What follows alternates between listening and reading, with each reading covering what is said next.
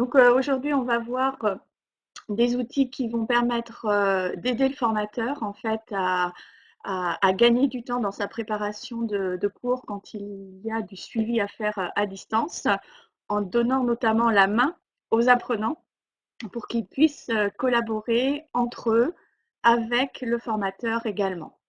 Pour cela, je me suis cantonnée à vous présenter en fait deux outils. Donc ces deux outils portent le nom de Framapad et Mindomo que vous connaissez peut-être déjà un petit peu. Donc n'hésitez pas à donner aussi votre avis sur les pratiques que vous avez eues avec ces outils. Framapad est un. Alors, les deux outils sont gratuits. Il y en a un qui est complètement gratuit, qui est en open source, c'est Framapad, qui permet de faire de l'écriture collaborative, plus spécifiquement dans tout ce qui est collaboration. Ça va être l'écriture passage par le texte, alors que Mindomo est disponible gratuitement, mais plutôt en mode freemium, c'est-à-dire qu'on va avoir simplement une partie de l'outil qui va mettre ses fonctionnalités à disposition gratuitement, qui va être à disposition gratuitement. Donc, on aura la possibilité de créer 3 cartes mentales gratuites grâce à cet outil-là et à accéder à certaines fonctionnalités. Ce qui est intéressant dans les offres freemium, c'est qu'elles permettent quand même de créer quelque chose et de travailler avec ces outils pour avoir des ressources qui sont des ressources tout à fait fiables et transférables, diffusables ensuite lorsqu'on les a créées, soit en tant que formateur, soit en tant qu'apprenant. Donc ces deux outils sont différents. On verra comment on peut les utiliser de manière ciblée. Alors, pourquoi s'intéresser à la collaboration entre les apprenants? Je le disais tout au début, c'est pour que le formateur ait un petit peu plus d'espace aussi pour, regarder ce qui se passe au niveau de l'apprentissage des apprenants et qu'il ne soit pas directement derrière le dos de chaque apprenant, qu'il puisse prendre un peu de recul. Donc le formateur, il va changer de posture. Il va changer de posture en ce sens qu'il va proposer des supports de formation, mais qu'il devra avoir en tête que ces supports de formation pourront être enrichis par les apprenants.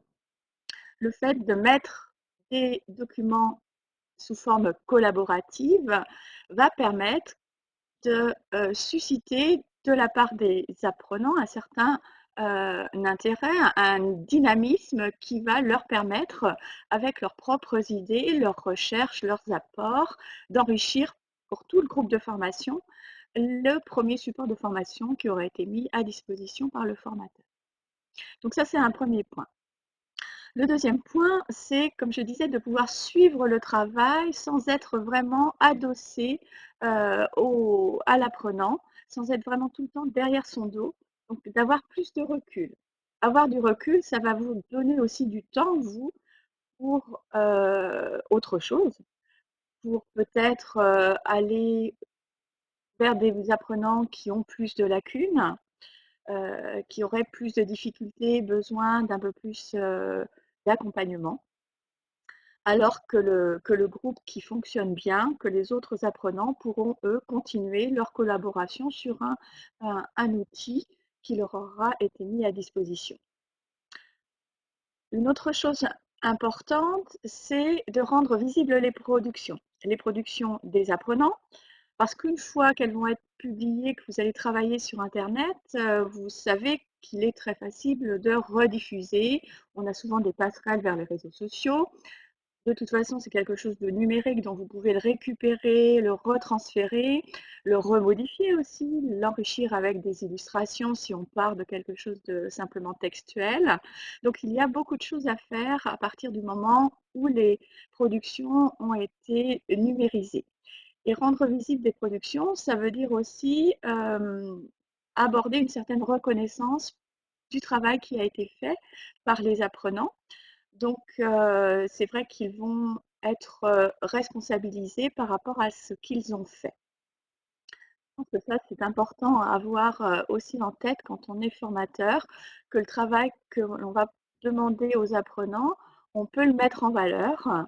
Et le simple fait de le publier sur des plateformes, alors ça peut être, si vous n'avez pas de plateforme Internet à disposition, bien sûr, simplement un blog, un site que vous faites avec les outils de réalisation de sites gratuits à disposition. L'important, c'est de dire, il existe un lien, il existe un endroit sur Internet où vous avez créé quelque chose que vous pouvez montrer à des personnes de votre entourage. Lorsque vous êtes en alternance, vous pouvez le montrer aussi à votre tuteur de stage. Il y a beaucoup de choses qui peuvent être mises en ligne et servir ensuite de portfolio pour les apprenants.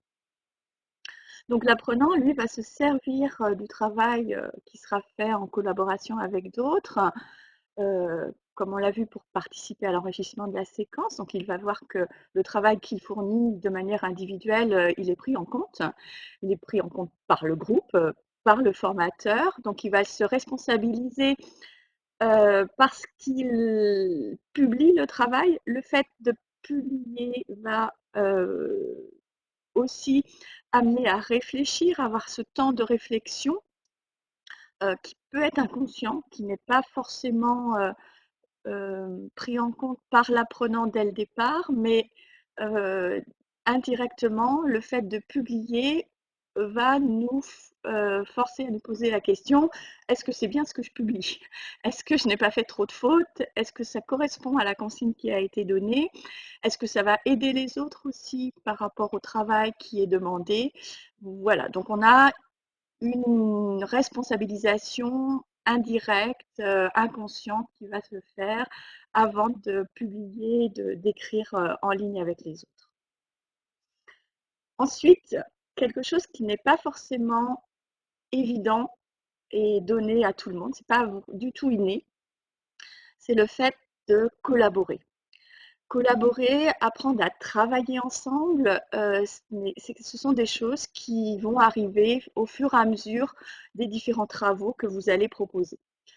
Vous pouvez dès le départ proposer des travaux peut-être assez faciles à prendre en main et puis monter aussi en compétence avec des consignes de plus en plus complètes, de plus en plus difficiles à, à mettre en application ou qui demandent plus de recherche peut-être, mais qui permettent aux apprenants de comprendre que le fait de collaborer, ça veut dire d'être à l'écoute du travail qui a été fait par les autres, que ce que l'on va apporter au groupe, ça va être aussi un point de départ pour être une autre réflexion et amener le groupe à de nouvelles, euh, de nouvelles résolutions, de nouvelles approches, de questionner à chaque fois différemment ce qui aura été proposé par les différents membres du groupe.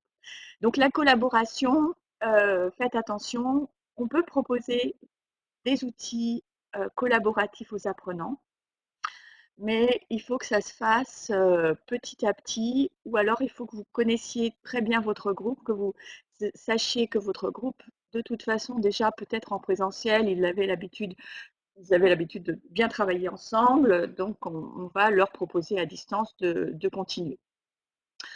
Euh, Si vous avez une connaissance vraiment pas trop approfondie de votre groupe, que vous doutiez, allez-y vraiment pas à pas.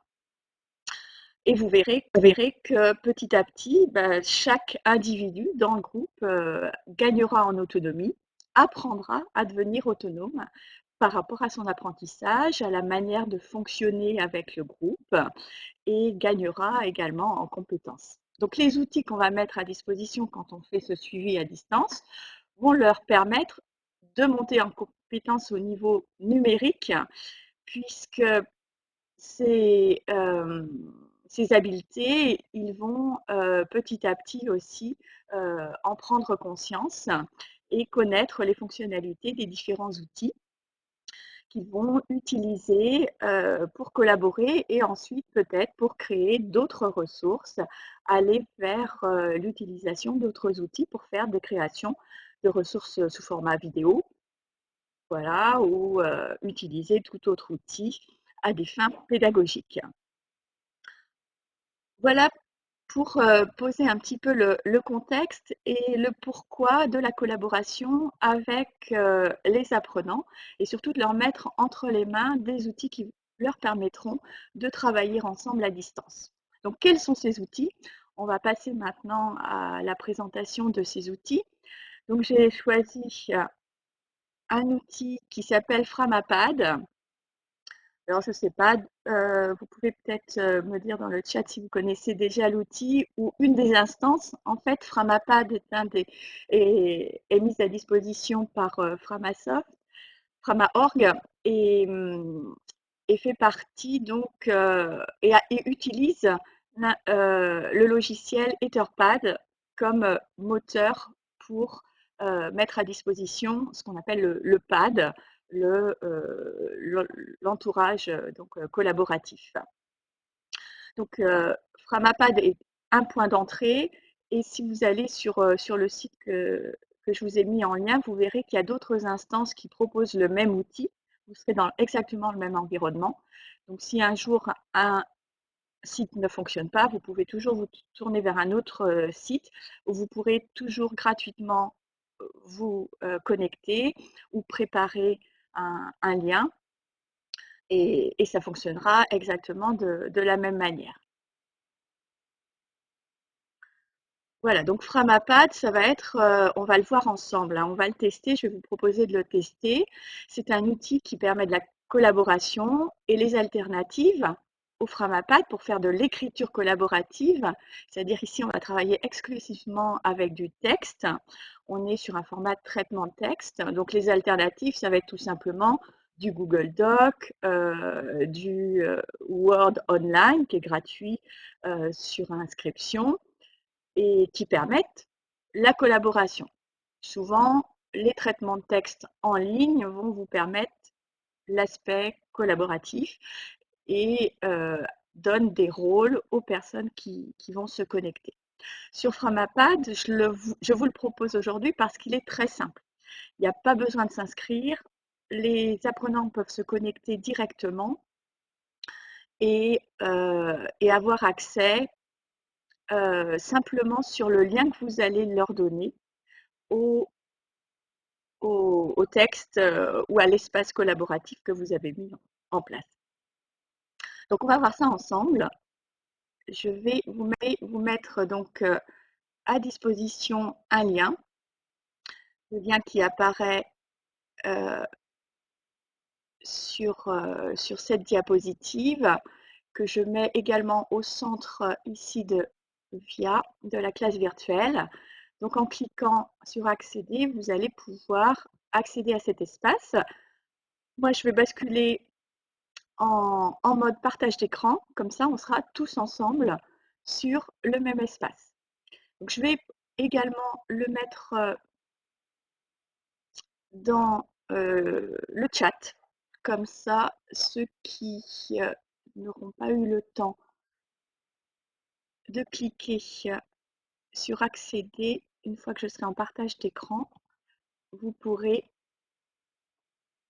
quand même en cliquant dans le lien qui est sur le chat. Voilà.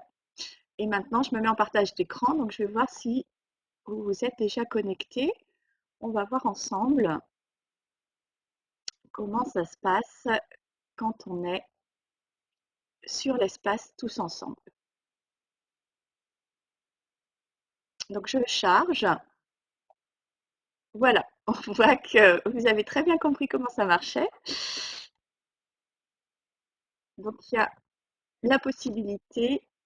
Alors je vois que tout le monde écrit bonjour. Voilà, vous voyez, il y a 13 personnes, mais tout le monde est anonyme. En haut à droite, vous pouvez cliquer sur les utilisateurs. Et en face de chaque utilisateur, il y a une couleur. Donc vous pouvez écrire votre nom Ça permettra de ne plus avoir toute cette liste de personnes anonymes. Vous écrivez votre nom et vous validez, et ce sera la couleur que vous allez utiliser pour écrire. Donc, je vais enlever le texte de départ, qui est un texte d'introduction. Cet espace, et je vais écrire, cet espace est un espace collaboratif. Donc, vous voyez que j'avais notifié que la couleur vert clair appartenait donc au pseudo Isabelle. Donc, lorsque j'écris, on a un repérage par couleur.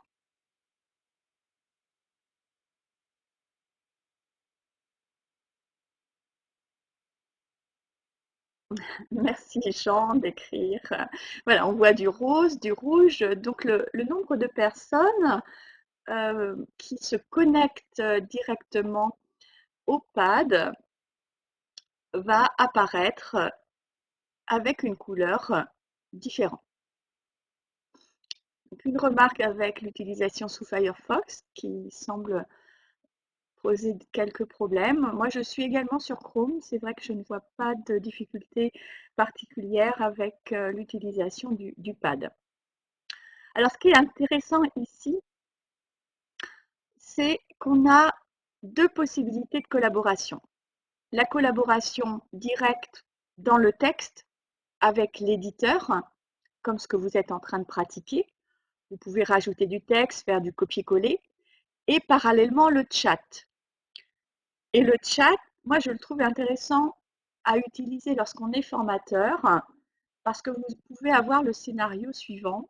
Vous faites travailler vos élèves sur l'espace collaboratif. Ils sont 3, 4 à travailler, à devoir faire des recherches, travailler sur un exposé par exemple, faire des traductions. Et vous, en tant que formateur, qu'est-ce que vous allez faire? Vous allez pouvoir donner des indications simplement en mettant des messages via le chat. Donc, vous n'êtes pas intrusif. Vous avez cette posture de recul. Vous regardez sans avoir trop d'importance par rapport au travail qui se fait au fur et à mesure sous vos yeux, parce que vous regardez quand même ce que vous faites, ce que font les élèves. Ce qui est intéressant aussi, c'est que les élèves vont savoir que vous pouvez avoir un œil sur leurs travaux à tout moment. Donc, ils vont faire attention aussi à ce qu'ils vont écrire. Ils vont le faire de manière assez sérieuse.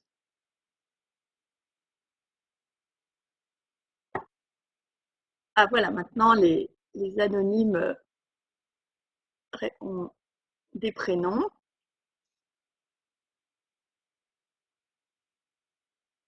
Et de la même manière, le clavardage, ce qu'ils ont appelé le clavardage, le chat fonctionne parallèlement. Donc pour en revenir à la présentation de l'outil, c'est très simple. C'est pour ça que vraiment c'est facile à prendre en main. Vous avez une URL qui est une URL personnalisée. Donc c'est cette URL que vous utilisez pour transmettre le pad à vos élèves. Et à partir de là, tout le monde arrive sur cet espace. Ensuite, on est sur un format éditeur de texte. L'éditeur de texte, alors très simpliste, vous avez simplement la possibilité de mettre les caractères en gras, en italique, peut-être faire des listes, des retraits, mais sinon ça ne va pas plus loin. On ne peut pas faire énormément de choses. Je précise par contre que le groupe doit être assez discipliné, puisque tout ce qui va se faire ici va se faire de manière collaborative et chacun a le même rôle. C'est-à-dire que je peux à tout moment effacer quelque chose ou changer de place. Par exemple, ici, si j'enlève la deuxième phrase, 01, voilà, ça a été enlevé. Ou je peux déplacer le bonjour du Finistère Sud et le mettre sous Sonia. Voilà. À tout moment, vous voyez qu'une personne du groupe qui a été invitée à participer à ce pad peut faire des modifications et effacer tout ce qui a été fait. Alors, vous pourrez me dire, c'est dangereux. C'est dangereux, oui, mais il y a la possibilité, heureusement, de retrouver ce qui a été fait. Alors, cette astuce pour retrouver ce qui a été fait, ça va être dans les fonctionnalités qui sont plus sur la droite. Quand on se déplace en haut à droite, on a d'abord des petites flèches. Ces flèches, dans un premier temps, ça vous permet d'aller choisir un travail qui aura été effectué auparavant, donc un fichier texte qui va être vraiment en texte brut, apparaître sur l'espace. Donc, il ne faut pas que ce soit avec des images parce que les images ne vont pas être acceptées sur cet espace. Ensuite, vous pouvez à cet endroit-là également exporter. L'export, vous voyez qu'il n'est pas très sophistiqué puisqu'on va retrouver du texte brut. Alors, il y a certaines instances d'Etherpad qui vont vous proposer des exports un peu plus sophistiqués, notamment sous format doc ou sous format audité. Mais sur cette instance-là, on n'aura pas ce choix. Donc ça, c'est la première icône avec les deux flèches, l'import, l'export. Alors, je regarde juste dans le chat, il y a Isabelle qui dit que le nom n'apparaît pas. Validez bien une fois que vous avez écrit votre nom pour que ça soit pris en compte. Hein, une fois que vous avez mis votre nom près de la couleur. Je continue avec la deuxième icône, qui est une icône qui correspond à l'historique dynamique. Et c'est là que vous allez retrouver tout ce qui a été fait depuis le départ. Voilà. Donc si je clique sur la flèche, je me retrouve au début et je vois défiler toutes les modifications qui se sont faites au fur et à mesure que vous êtes arrivé sur l'espace collaboratif avec les couleurs, le nom des personnes, lorsqu'il y a eu un nom d'écrit, sinon ça reste la personne anonyme. Et à tout moment, on peut voir, donc pour le formateur, on a ce recul aussi pour savoir qui est-ce qui a collaboré. Est-ce que c'est toujours la même personne qui a travaillé ou est-ce que vraiment chaque individu du groupe a bien participé de manière homogène et a pu contribuer sur l'espace, à un travail final. Voilà, donc je retourne après sur le pad et je retrouve le pad tel qu'il est à un instant T. Ensuite, les autres icônes permettent d'enregistrer une révision. Donc, à un moment donné, vous pouvez cliquer sur l'étoile et vous avez l'enregistrement qui va vous permettre de retrouver ce moment-là. La petite croix, la petite roue crantée, pardon, vous permet de paramétrer l'affichage, le clavardage, etc., la police. Et puis, intéressant, la dernière icône, qui est une icône qui vous autorise à embarquer le code de tout l'espace, de tout ce pad. Ça, c'est important lorsque vous êtes sur une plateforme de formation à distance, un LMS, et que vous souhaitez que vos apprenants restent confinés dans ce même espace, qu'ils ne partent pas à l'extérieur en cliquant sur un lien, en allant sur Internet, et qui risqueraient d'être distraits par d'autres liens. Le fait de pouvoir embarquer une ressource, donc ça c'est une fonctionnalité qu'on retrouve beaucoup maintenant dans les ressources web 2.0, ce code embarqué, ça sert à garder en fait les apprenants dans un espace numérique que vous avez délimité, notamment les plateformes LMS. Donc, si vous ne savez pas ce que c'est, demandez à votre référent numérique. Je pense qu'il vous donnera des indications pour que vous puissiez assez facilement insérer ces ressources sur vos pages dans un Moodle ou dans une autre plateforme de formation à distance. Voilà, donc on a fait un petit peu le tour de cet espace. Peut-être que ça vous donne des idées pour travailler avec vos stagiaires, vos élèves. En tout cas, c'est une manière assez intéressante de pouvoir travailler en collaboration et vous voyez, faire surtout collaborer de manière autonome le groupe d'élèves ensemble, tout en ayant un œil sur ce qui se fait.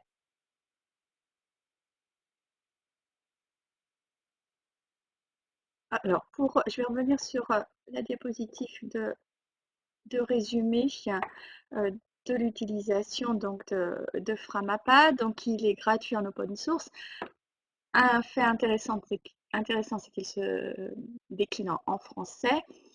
On peut importer, exporter. L'import est bien également quand vous avez déjà fait travailler de manière individuelle les élèves. Le fait de pouvoir montrer ce qui a été fait directement et de l'enrichir après, c'est quelque chose de positif par rapport au travail qui va se faire. Donc l'outil d'enregistrement dynamique, c'est une particularité de cet outil. On ne retrouve pas ça partout. Vous savez que sur Google Doc, on a un historique, mais l'historique n'est pas dynamique. Donc cet historique dynamique est intéressant. Ça peut aussi donner des idées pour accéder de manière ludique à des enregistrements de texte ou à faire quand on travaille sur le texte des choses poétiques, des choses assez assez créative également.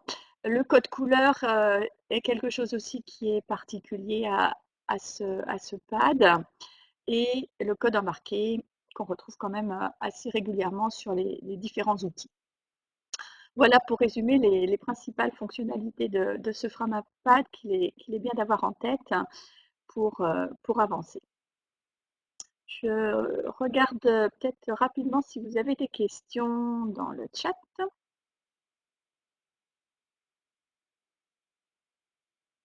Alors, Nadine pose une question sur le code embarqué. On peut le faire à tout moment. Il n'y a vraiment pas de difficulté par rapport à ça. Si vous avez oublié de le faire au début, vous pouvez le faire à tout moment, puisqu'en fait, le code, c'est simplement une copie de ce qui se passe dans votre pad. C'est de l'instant T, hein, c'est actualisé tout le temps.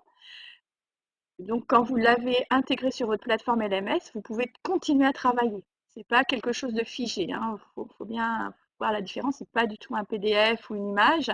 Vous êtes sur quelque chose d'actif et vous pouvez toujours continuer à travailler même quand le pad est intégré sur votre LMS.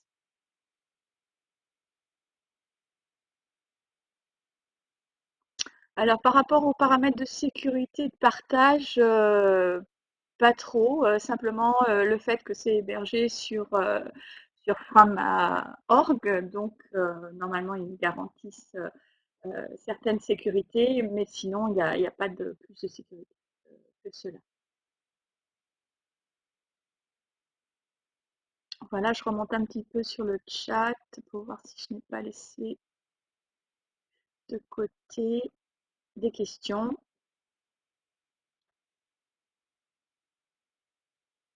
Ok.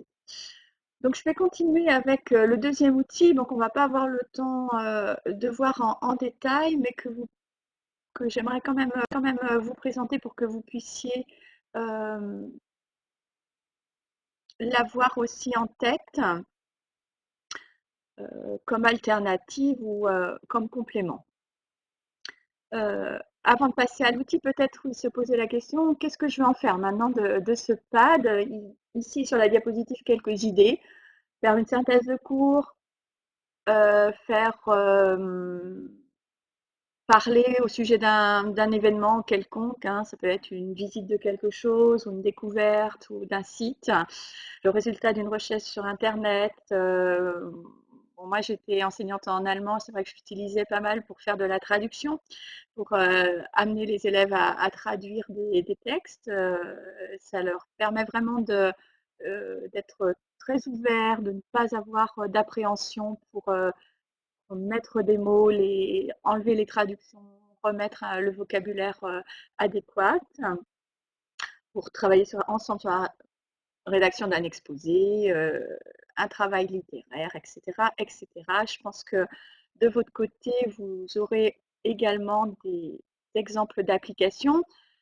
Ça peut être utilisable dans tous les domaines, pour travailler sur des projets également. Donc, je pense que dans tous les domaines de formation, on peut avoir besoin d'un tel outil, d'un pad collaboratif à mettre à disposition des apprenants.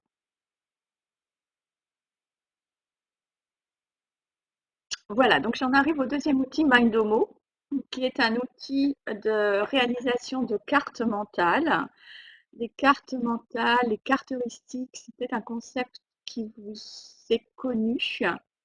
Euh, je me tourne une nouvelle fois vers vous. Est-ce que vous connaissez déjà ce concept de carte mentale? Vous envoyez l'illustration sur la petite photo, sur la diapositive. C'est quelque chose, oui, qui est beaucoup plus connu euh, que, euh, que d'autres outils et d'autres techniques peut-être, puisqu'on connaissait le concept papier. Alors, bonne question, John Doe. Oui, j'aurais pu continuer avec Mind, mais malheureusement, avec Mind, on ne peut pas tout faire. On ne peut pas enrichir la carte comme on peut le faire avec Mindomo. Surtout notamment avec des vidéos. Et puis, c'est bien de sortir parfois d'une suite d'outils pour aller découvrir d'autres outils. Et donc, les cartes mentales, pour ceux qui ne connaissent pas, vous permettent de travailler sur la visualisation d'idées. On travaille par association d'idées en ayant un concept central, et à partir de ce concept, on va ajouter au fur et à mesure des branches, des sous-branches, et permettre ainsi d'avoir une visualisation globale de ce que l'on a en tête, de ce que l'on est en train d'apprendre, de ce que l'on veut présenter. Vous avez énormément d'outils, bien sûr, qui maintenant en ligne vous permettent de passer sur cette modalité, cette technique de visualisation graphique de vos idées. Mindomo est un outil que j'aime bien utiliser, c'est pour ça que je vous le présente. C'est vraiment un choix très subjectif. Il y a beaucoup d'autres outils qui font le même travail. Donc il a eu ma préférence parce que, comme je le disais, vous allez pouvoir enrichir énormément la carte que vous allez créer grâce à cet outil. Donc ça, c'est un premier point, un premier atout. Vous allez pouvoir ajouter des vidéos, des images, des liens hypertextes. Le deuxième atout, c'est qu'il a, et c'était un des premiers à le faire, un outil de présentation. Donc, quand vous êtes formateur, vous pouvez faire votre déroulé de séance sur cet outil-là et faire défiler ensuite comme si vous aviez des slides, comme si c'était des diapositives, une à une, les branches, les sous-branches, choisir vraiment quelle partie de la carte vous allez mettre en avant. Sous format de Zoom, le mode présentation vous garantit donc un support dynamique lorsque vous êtes en présentiel ou à distance. On peut tout à fait utiliser les, les différents outils pour faire de la classe virtuelle et s'en servir comme support à la place d'un diaporama. On a également un code embarqué et vous avez des outils. Je vois que le chat se remplit de différents liens, super de cartes, d'outils de cartes mentales en ligne. Bien sûr, n'hésitez pas à nous donner ce que vous avez déjà utilisé et qui vous semble intéressant. Donc, Mindomo, euh, voilà les différents atouts. Et puis le dernier, et non pas des moindres, puisque c'est celui qui nous intéresse aujourd'hui, c'est que dans la version gratuite, vous avez également la possibilité d'avoir un mode collaboratif.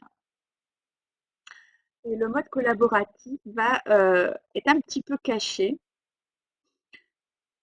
Donc, on va le retrouver au niveau du paramétrage de partage de la carte.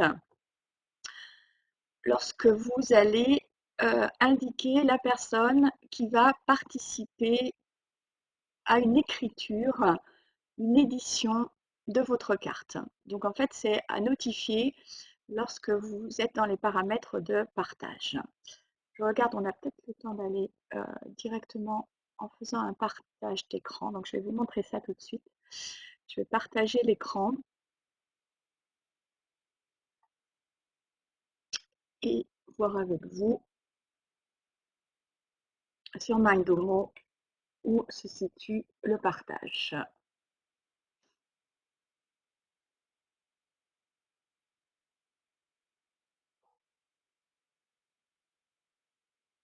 Alors, je vais aller.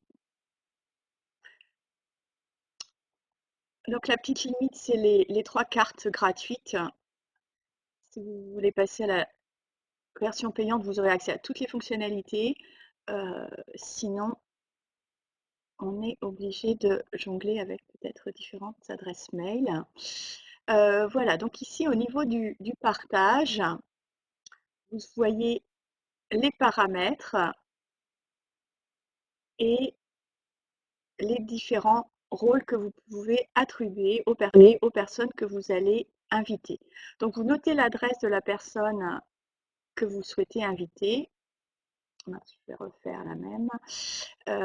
Voilà, je vais prendre mon autre adresse mail. Et c'est ici, faut être sûr que vous êtes sur le mode édition. Si vous n'avez que la coche peut afficher ou peut voir et copier, mais sans éditer. Donc, il faut vraiment avoir l'édition. Et donc, la personne recevra un lien qui lui permettra d'éditer. Ensuite, lorsqu'elle arrivera, peut-être, alors à ce moment-là, il faudra vous donner un rendez-vous pour pouvoir chatter ensemble. Mais vous avez une fonction de chat. Lorsque la personne arrive en même temps que vous sur la carte, vous verrez afficher en bas de votre carte donc une petite bulle, une bulle de chat, et vous pourrez continuer à discuter. Donc on revient dans la même configuration que sur la carte, que sur l'espace du pad. C'est-à-dire que vous, en tant que formateur, vous pouvez demander l'accès tout simplement en lecture à la carte qui est réalisée par le groupe, mais vous pourrez continuer quand même à donner des indices, des consignes via le chat au groupe d'élèves. Donc sans être à nouveau très intrusif par rapport à ce que vous allez vous apporter comme information au niveau du groupe. La création, la réalisation de la carte continuera à se faire par les membres du groupe de manière vraiment autonome. Donc sur Mindomo, ça va être à gauche tous les éléments d'ajout pour ajouter une note. Donc la note, c'est la petite icône qui se trouve là. Là, on peut ajouter du texte, on peut mettre vraiment beaucoup d'informations. Les liens hypertextes vont se retrouver ici et ils vont apparaître tout simplement, je vais mettre en plus grand, voilà, avec une petite icône ici, et ça vous amène vers un lien extérieur. Autrement, vous pouvez ajouter des images. Il y aura une petite astuce si vous voulez ajouter vos propres images. Il faudra d'abord les mettre en ligne, récupérer le lien de l'image en ligne pour pouvoir l'insérer, parce qu'ici, on ne fonctionne dans la mode gratuite qu'avec l'insertion d'URL. Vous avez la possibilité d'accéder à une bibliothèque d'icônes sur Mindomo, donc c'est pratique aussi. Et ensuite, il y aura donc d'autres fonctionnalités un peu plus avancées qui permettent vraiment d'enrichir et de faire que cet outil-là est un véritable support de formation et de présentation. Le mode présentation, juste rapidement ici, c'est ce petit écran. On bascule sur un mode où je vais pouvoir délimiter, ajouter des diapositives aux différents endroits que je veux. Et ensuite, je pourrais naviguer avec cette petite fonction de zoom. Voilà. Ok, donc je reviens. Ah, par contre, vous m'aviez pas dit, non? Vous n'avez rien vu? Mince. Mince, mince, mince. Juste, je croyais que vous étiez. Voilà. Bah, je vais revenir rapidement en arrière sur la carte. Voilà, là je suis sur. Reprenez toutes les informations que je vous ai données juste avant, en déroulant. Voilà, vous repérez ici tous les ajouts qui se font. Sur la gauche, on retrouve les différents ajouts avec les fonctionnalités, les icônes dont je vous parlais, le mode, euh, alors oui, le partage, donc c'est exactement ce qu'il y avait sur la diapositive, avec le crayon. Peut éditer, peut afficher, peut voir et copier. C'est ici. Et la dernière chose, c'était le partage. Ici, je suis sous forme de partage. Je peux choisir mes diapositives, mes endroits. Et ensuite, je fais une bascule en mode présentation. Et c'est là que je zoome et que je passe d'une diapositive à une autre, ce qui peut inclure, ce qui peut inclure plusieurs branches. Voilà, donc ça vous a donné une idée, j'espère, de ce qui peut être fait également avec Mindo. Voilà, donc pour la collaboration, donc quelles sont les plus-values de ces deux outils que je vous ai présentés? Donc c'est, moi je pense, intéressant parce qu'il y a un temps de réflexion obligé avant de mettre des choses en ligne. Il y a la dématérialisation qui fait que ça va être réutilisable sous différents modes, différents aspects. On garde trace du travail qui a été fait, de l'évolution aussi, de la progression d'apprenant. Le formateur est en retrait, il a plus de recul, donc vous avez plus de temps aussi. Euh, vous donnez la main à vos apprenants, c'est eux qui vont créer la ressource, qui vont travailler, et vous, ponctuellement, vous allez intervenir. Et ce qui fonctionne bien aussi, bien sûr, c'est parce qu'on voit tout de suite ce qui se fait, hein. La visualisation, elle est là. Vous écrivez, tout le monde peut le voir. Vous pouvez enlever, vous avez le droit à l'erreur. Vous pouvez vous tromper, vous effacez, vous refaites. Donc ça apporte une certaine dynamique aussi au niveau de la réflexion et du travail qui va se faire ensemble. Mais ces aspects collaboratifs, vous les retrouvez partout. Essayez de voir avec les outils que vous utilisez déjà. Euh, Forcément, vous allez trouver dans des services Internet des outils collaboratifs ou sur des blogs, il va y avoir des commentaires qui vont être aussi une manière de collaborer. Euh, sur les réseaux sociaux, les groupes vont être un premier point qui vont permettre la collaboration. Sur les outils que je vous ai présentés, la collaboration, elle se fait sur un même document. C'est ça qui est très différent. Là, on est à plusieurs exactement sur le même document. Ce n'est pas simplement un partage, c'est vraiment un travail en commun d'un même support. C'est ça qui est important à avoir en tête. Voilà, donc j'arrive à la fin de cette présentation. Peut-être des avis, des remarques, des questions. Je vais reprendre également les liens que vous avez mis dans le chat. Merci pour votre participation. Merci à vous. Voilà, donc je vous laisse les tester ces outils-là et de voir si ça répond à un besoin. On se retrouve dans 2 jours, mercredi. Je vous présenterai d'autres outils. Ça va être à ce moment-là des vidéos quiz, des, des ressources qui sont compactes et qui ont à la fois l'usage de la vidéo et l'insertion d'un quiz intégré. Merci Jean. On est connecté de partout, hein. En ces temps de confinement, on est obligé d'être disponible, hein. Et c'est un plaisir d'avoir la participation de tous, de partout, de Belgique, de Normandie, du Nord, de Bretagne. Donc merci beaucoup à vous. Et, euh, et donc je vous souhaite une bonne journée, une belle semaine. Profitez bien de ce temps de confinement pour vous former. Alors pour la présentation de mercredi, ça sera sur un autre lien. Donc allez sur la page euh, de présentation de tous les webinaires sur le site eLearning Touch.